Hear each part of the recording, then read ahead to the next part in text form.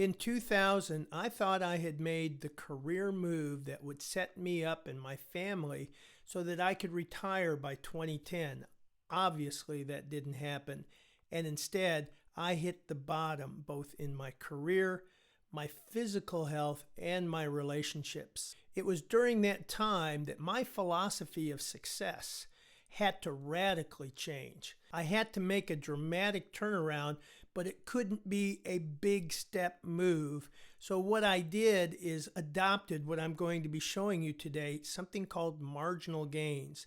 I began a slow but methodical and consistent adding new habits, one new health habit a year, one new emotional development habit a year, one relational habit a year. And over time, just like the tortoise, I am ending the race much better than I was when I started the race. So I'd like you to watch these two videos, and then at the end, I'll wrap it up with some practical things that I do. But remember, it's about compound interest, marginal gains, consistently done. So enjoy. Hi, this is Brian. Welcome back to another Optimize Plus One. Once upon a time, no British cyclist had ever won the Tour de France. Over 100 years of trying and precisely 0 wins. Then a guy named Sir David Brailsford stepped in and created Team Sky. He said that a British cyclist would win the Tour within 5 years. People thought he was crazy until they won it in 2 years. Then, for good measure, they won 4 of the next 5 races as well. How do you do it? Marginal gains. He looked for all the tiny little places where he could optimize. Things like making sure the riders' uniforms were always washed in the same skin-friendly detergent for just a little more comfort. Things like making sure the riders always slept on the same exact mattresses every night to give them the best shot at a good night of sleep. Things like making sure the hotel rooms were always properly vacuumed to reduce potential infections. Tiny little things. Any one gain wouldn't do a whole lot, of course.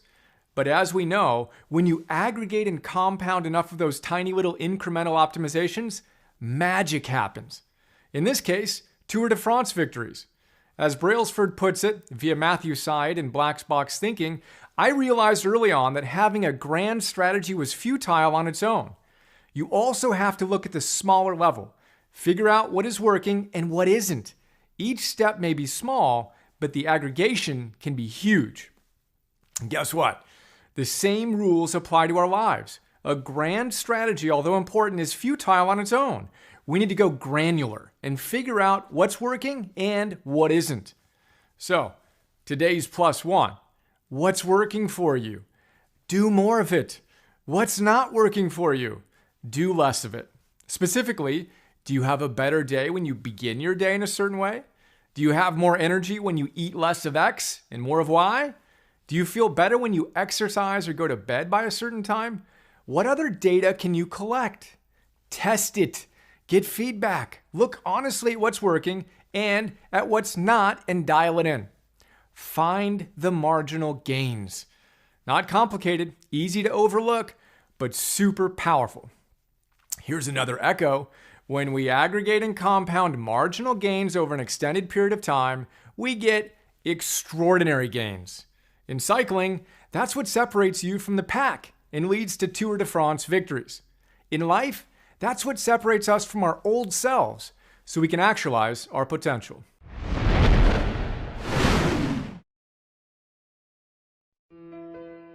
This afternoon, we have someone who is hailed as a sporting guru. He transformed the British Olympic cycling team into probably the best sports team in the world. And at Team Sky, his riders have delivered 3 Tour de France victories in the last 4 years. Would you please give a warm welcome to Sir David Brailsford.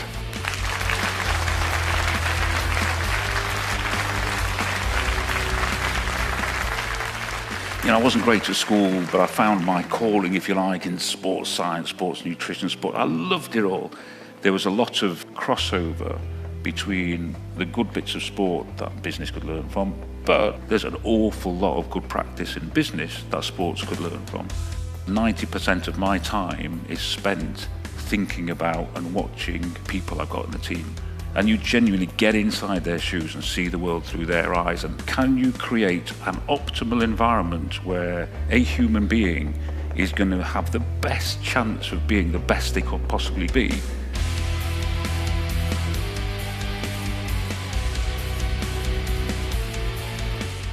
When we started out, the top of the mountain for us seemed so far away. If you just stop for a minute, you say, is there any way that you could progress a little bit from where you are now?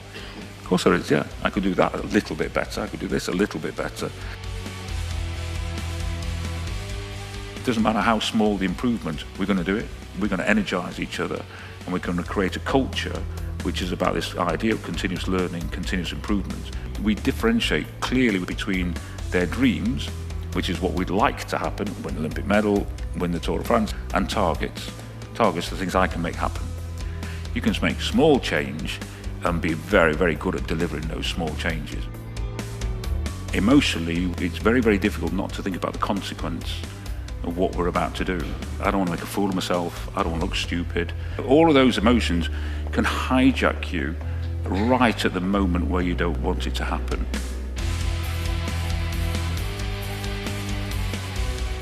So forget the result. If you're worried about the bearing of the result, the chances of you performing well in that particular moment, that particular day, is reduced. The whole notion of there's no I in team, and I must say I don't buy it. Whether we know it or not, we're kind of making a calculation, what's in this for me?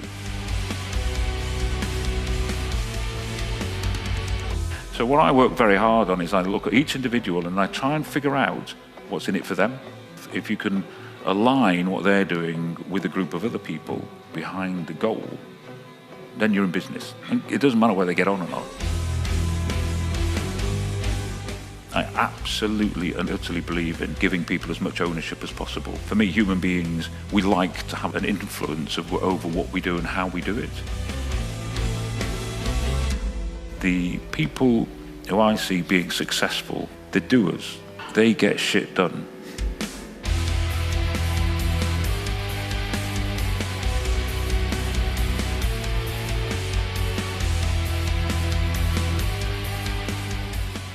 You can walk 1,000 miles, you can only do it a step at a time. But it doesn't take long before you've done quite a few steps. Yeah. If you go after all of these incremental gains, aggregating them together, we were capable of getting better. It was something that we could believe in, we could achieve.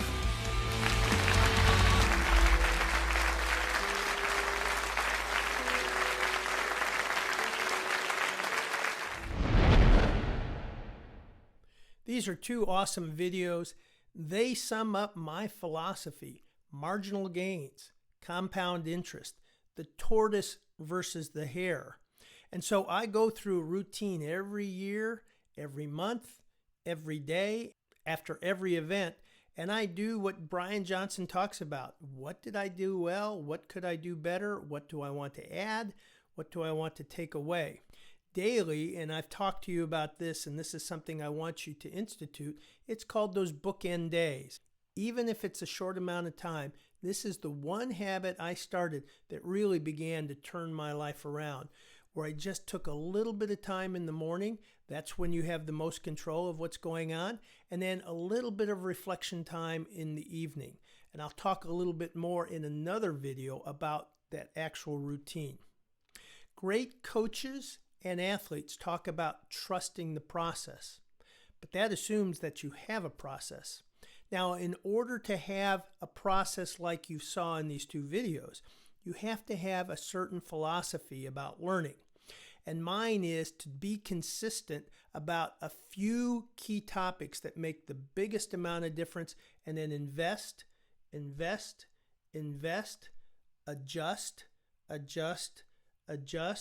and trust the process. So what I'd like you to do is think about your morning and simply read your genius portrait, that little paragraph. That's all you need to do. And when you read it, just think forward. Not any big effort, just think through the day, your calendar. And then at the end of the day, reflect back. Read the genius paragraph and reflect back. And that again takes into consideration programming, that servo mechanism that self-guides you towards that best version of yourself, or the genius portrait. So that's the homework for today. And this is one of those marginal gain notes that you'll be hearing from me from time to time. So take care.